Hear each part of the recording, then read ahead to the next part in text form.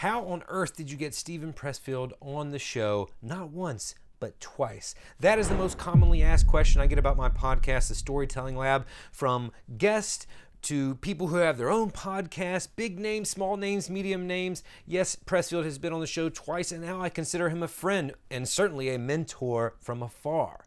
How I got him to be on the show is a long story, but I'm going to tell it to you now. However, if you want the shortened version, it all comes down to 1, playing the long game, and 2, establishing a real connection with another human. It's as simple as that. I have been a fan of Steven Pressfield's. I think I originally heard him on Tim Ferriss's podcast, The Tim Ferriss Show, and people like Brian Koppelman talking about him. If you aren't familiar with Steven Pressfield, he wrote The War of Art and Gates of Fire and many other fiction and nonfiction books. But he is one of the people that the people we look up to. He is an inspiration to all writers, creators, and artists across the world.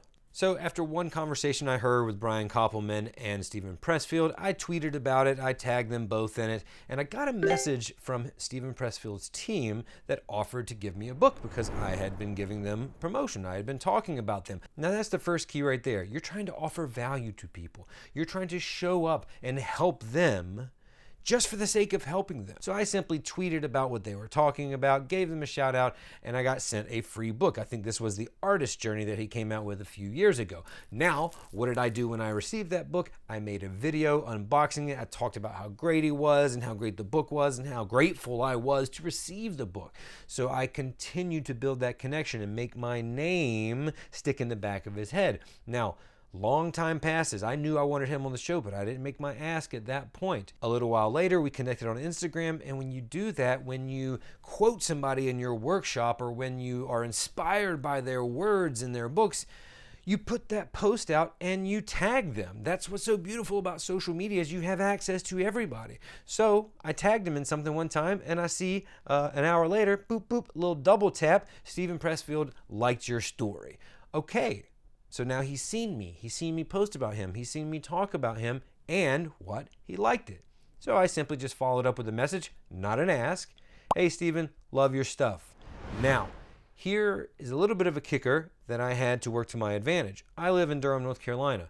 If you know Steven's work, he talks a lot about his time in Durham and how helpful it was in his overall journey, even though he didn't realize that at the time. These were the years where he was driving a tractor trailer truck and realize the whole philosophy behind doing the work, just showing up, being a professional, and sitting your butt down in the seat and doing the work. That came from his years of driving a truck across the roads of North Carolina. So I gave him a shout out. Hey, I'm from Durham too. Yada, yada, yada. Don't even remember what I said, but he wrote back. He said, hey, thanks, Rain. I was in Durham not too long ago. Lots of things have changed. Boom. We have a connection now. Still, I play the long game. It took a long, long time. Maybe we chatted once or twice more in the Instagram direct messages, but it was probably a year or so later that I reached out to him and I pitched him my show. And here's how I do it specifically with bigger name artists, filmmakers, writers, creators.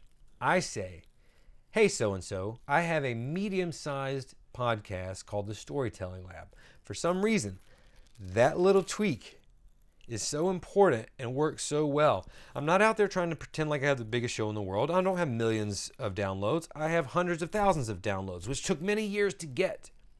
Some of these people don't want to go on any old podcast because nobody may hear it. It may be a waste of their time, or you may not be reputable as a host, so they don't want to risk that. So I'm showing that I've got a little bit of social proof and credibility by saying we're not a small show, I'm not a beginner show, I'm not asking you to be on my first episode, and we've had some named people on there already, but I'm a medium-sized show. However, here's the flip side of that. Because my show is about storytelling, the audience is specifically who you target with your nonfiction work. The War of Art, Turning Pro, Do the Work. All of these nonfiction books which talk about sitting down and going from aspiring amateur to professional artist.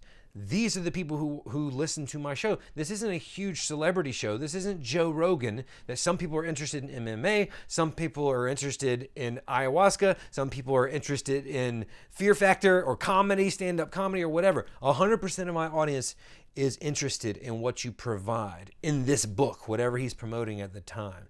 So that says the potential percentage or ratio of conversions of people who might buy his book is way larger. You have no idea how to quantify who in the audience of a large show like a Joe Rogan would actually buy your book. They might listen to the episode and glean some wisdom from it, but we don't know if they'll buy your stuff. 100% of my audience will buy your stuff. Now, that's why I can't go after just any old body unless it fits into my show. I don't have a show that's just about life in general. It's not the Rain Bennett show. It's the Storytelling Lab. That is a perfect candidate for my show, the Storytelling Lab. And so I gave him my pitch. I didn't hear back for a little while. And here's what I did next. I sent a video message. A bold move, I will admit. But I wanted him to see me. I wanted him to see that I wasn't crazy or a freak or whatever, and that I could also speak eloquently, perhaps, and just introduce myself. Here's what I'm asking. Here's what I'm not doing. I'm not going to bug you about this again. I just wanted to give you my official pitch. I called it just like it was, straightforward. Here's my pitch. I want you to hear it from the horse's mouth. And I told him what it was, and I didn't bother him again. And he said, hey, Rain, we'll definitely do it. I'm just busy right now. Reach back out in December. And I did. So it took a long time. We didn't get it the first time. We didn't get it the next time. And I stayed cool in the pocket. That's all I did, right? I didn't push him. I didn't give up. I stayed connected. I kept that connection going. I kept talking about his work in the meantime. And when the time came, here is the kicker. When the time came for him to be on the show, I didn't freak out. I didn't approach it any differently. I did what I do. I had great conversations about the power of stories and how we as creators can leverage that to do our best work and reach our audiences on a deeper level. I got complimented on my questions. I created and nurtured a relationship with him. He came back on the show a second time. And now I feel like he's somebody that I could go to if I ever really needed some advice. I do not abuse that privilege, okay? I talk to him when we have something to talk about. I don't pester him. I continue to promote his work. I've gotten feedback from him lately that he appreciates videos that I do because I go above and beyond other podcast hosts that he's been on.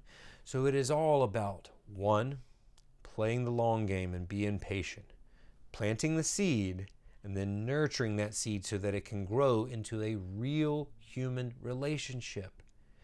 And that brings me to number 2, creating that relationship, creating that connection by a genuine exchange of value. It has to be reciprocal. I am not just asking from him, I am giving to him.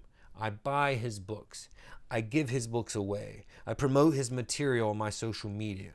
We have a reciprocal relationship, and that is what you are trying to do, and that is how you're going to get big guests on your show, or to write a blurb about your book, or to make any connection that you're trying to establish. Hope this helps.